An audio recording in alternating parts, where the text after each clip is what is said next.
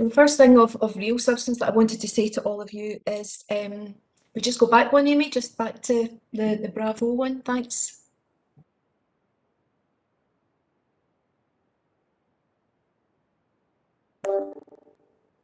Thank you. So the first thing that I wanted to say really is well done. You know, you are a cohort who has made it through now 2 years of disruption to the academic year. First of all, in your student year, and of course in your the probation year, which for many of you is just about to come to an end. Sorry, I'm just trying to switch my email off here so that you don't get interruptions as I'm speaking, but it's taken a wee bit of time. So yeah, you know, that's no mean feat, you know, having survived this far, because you know these past 2 COVID years have been real, well, year and a half, you know, really since COVID made its appearance, but it's been 2 academic years that have been significantly disrupted. So the fact that you're all here, the fact that you're tuned in tonight, and looking forward to, you know, the next stage in your careers, is really testament to the, you know, to the resilience and fortitude that you have within you, and that will stand you in really good stead for what lies in store in terms of the, you know, the remainder of your journey within the teaching profession. And I think it also augurs very well for our EIS membership, and you know, the promise that kind of strength of character, that kind of strength of commitment brings in terms of hopefully, you know, what will turn out to be future activism on your part. And the organisers, Ruth in particular, I know is going to be talking about some of those aspects a bit later on. We can move on to the next slide, please, Amy. In fact, that one's fine. That one's fine. So as I said, I'm going to, you know, just go through some of the headline points that you know, that will be relevant to you as you're moving towards your NQT stage. Some of these you probably already know.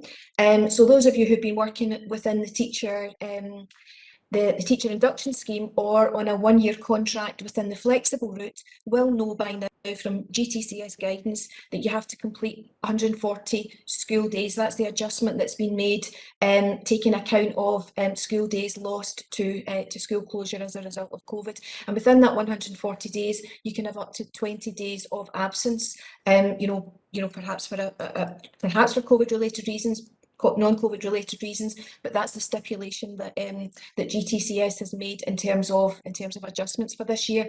If you are going through your probation within the flexible route, you know, if that's suited you better, or if you haven't been eligible for the TIS scheme, then the adjustment that GTCS has made is to 200 days. And it's up to schools to decide on whether any activities that you've engaged in during periods of school closure can be signed off and count towards your final probationer profile, you know, that you would then be submitting to the GTCS. So it, you know, it'd be up to you to have kept a record of any activities that you've engaged in lieu of face-to-face teaching, and it would be the school who would decide whether or not they would merit sign off or not. For anybody who would find themselves in the, you know, slightly challenging position of being or of falling short of the 120 days required within the TIS or the 1-year flexible contract, sorry, within the 1-year contract flexible route, they should contact the GTCS directly, and GTCS will be able to advise you of the support packages that are to be offered in the autumn. And just to say as well that the profile can still be submitted. Even if you're in that situation. And those of you, anybody who is in that situation, will hopefully have more luck than we've had so far in finding out the details of the support packages that GTCS, in conjunction with Scottish Government, are kind of promising to offer to this year's cohort of probationers in the new academic session. That's, if we can move on to the next slide, please, Amy. That's certainly one of the things that over the past few weeks we've been trying to find out from GTCS and Scottish Government. They have been pretty tight-lipped so far about what is going to be on offer, you know, what the nature of that autumn support package is going to be.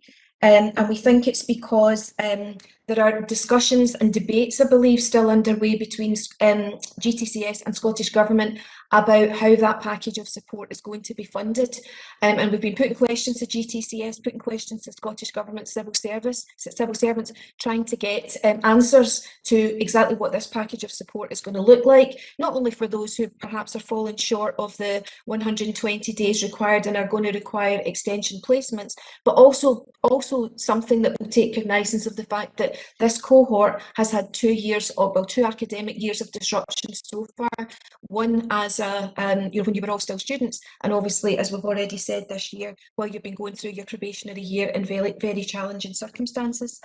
We have heard a little bit of feedback that some councils are saying that they are not going to be willing to fund extension placements. We've had a little bit of feedback to that effect, and we think that what's going on here is that councils are trying to apply pressure to Scottish Government to make sure that Scottish Government will fund any additionality that is going to be agreed between them and GTCS, rather than councils having to fund that for themselves.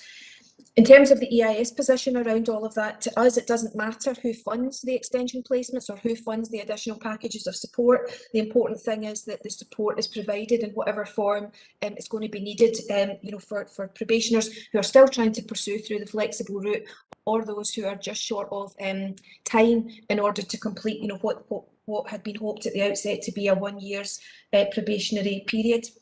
Off the record, we've been advised by the Association of Directors of Education that they don't anticipate there being any, great issue in supporting those who might find themselves requiring extension or additional support, and that might be something that we have to press them on. But in the meantime, what we need to do is to continue to press GTCS and Scottish Government just around the details of the the discussions that they've been having, so that we can kind of firm up, if you like, what our response is going to be. But certainly myself and the General Secretary have been making representation on behalf of our probationer members at national level, the General Secretary in particular, within the COVID-19 Education Recovery Group, which up until certainly the period of Purda had been meeting on a weekly basis. So that's an issue that's very much live for us, and one that we're committed to continuing to press around.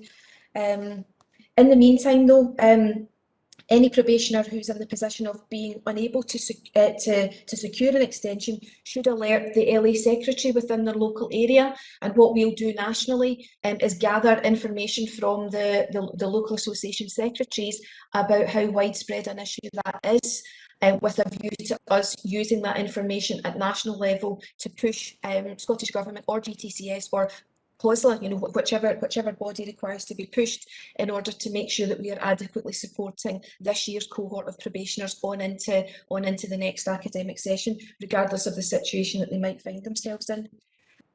Next slide, please, Amy, thanks.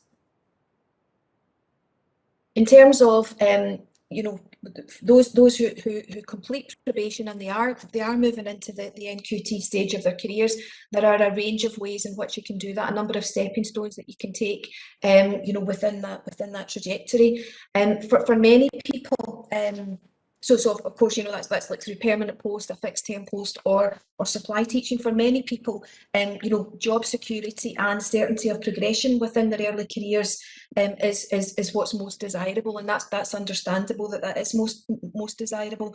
And for those of you who are here tonight and who've already secured a post for next year, or who are likely to do that within the next few weeks, that's great. Well done on having done that. But it's important to see that all potential stepping stones towards permanency are valuable.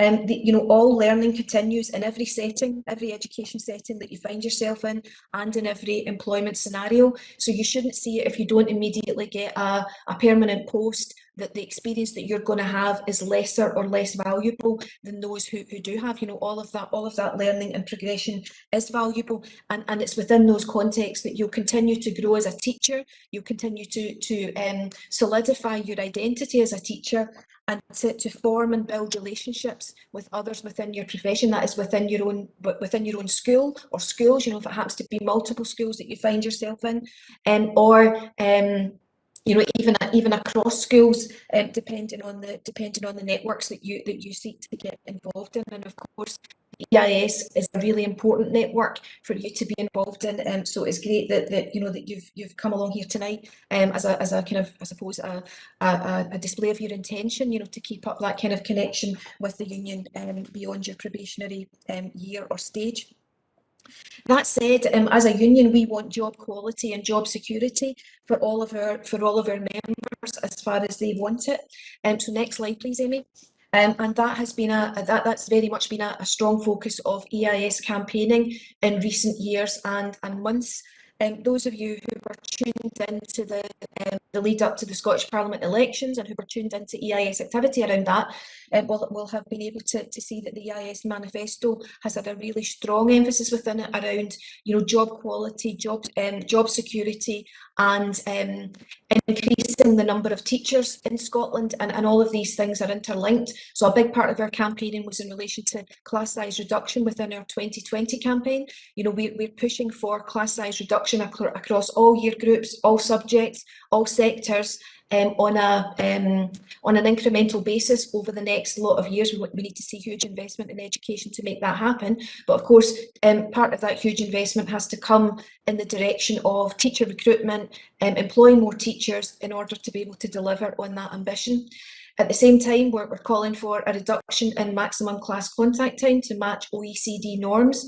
And we are aiming initially for a target of 20 hours, so that both of those things combined require significant injections of additional staffing.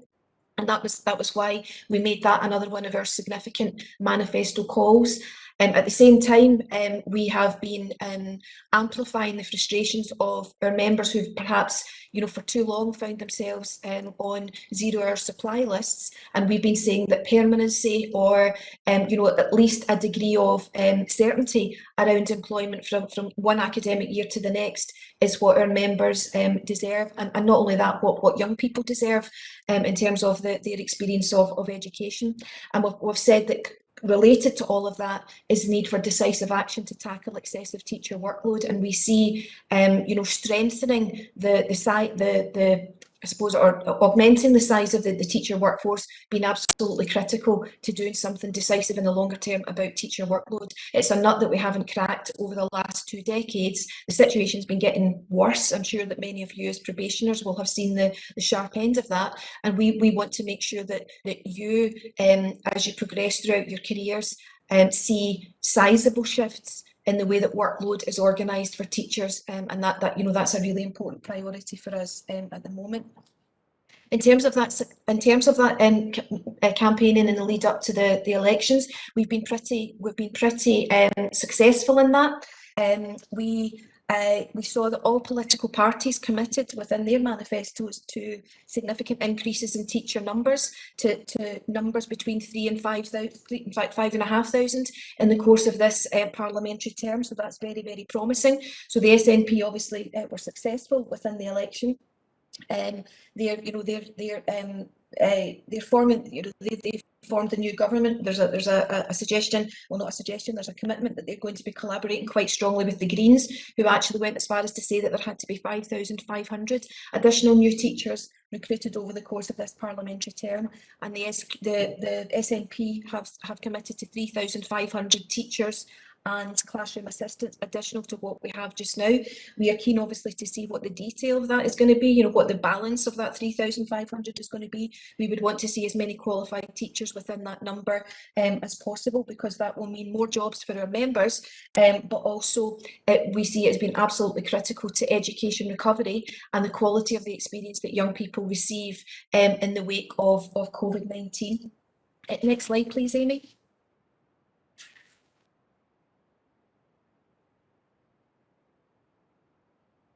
So I'm just going to conclude there, but just before I do, I wanted to just say that regardless of where you are on your journey towards employment within your NQT stage of your career, that it's really important that you stay resilient, that you stay strong, that you continue to help one another, that you stay linked into networks, including the EIS, and also remember that the EIS is here to support you. So that's both in terms of, you know, local EIS networks, so that's through local associations, but also nationally as well. And even at the very early stages in your career, we would urge you to get involved in the EIS, you know, not just to you know, to see it that what we put on offer, say through webinars or when we can get back to face-to-face events, it's not only that you're invited along to these things, but that you become participants and contributors to these things. And the same thing within your local areas. So try to get to talk to people, you know, who are active within your local association, because all sorts of good things come from those connections. And it can sometimes seem that you're on your own, having to kind of like fight like wee struggles and wee battles within your particular context on your own, and that's absolutely not the case. If you through involvement in the EIS, you'll get to meet people who are in similar situations to you. You'll get to meet people who've already had experiences like yours and have got really good advice and wisdom to share around how you get out of the other end of those battles and struggles. And not only that, but you've got the might of the EIS locally and nationally to be able to support you. So as I said at the beginning, well done for getting here. Look after yourselves, look after one another. And as Suki said at the beginning, I'll be happy to take any questions just now. Those that I can answer, I will answer just now. But if there's anything that's particularly intricate or tricky that needs a wee look at behind the scenes, then I'll do that and then come back to you.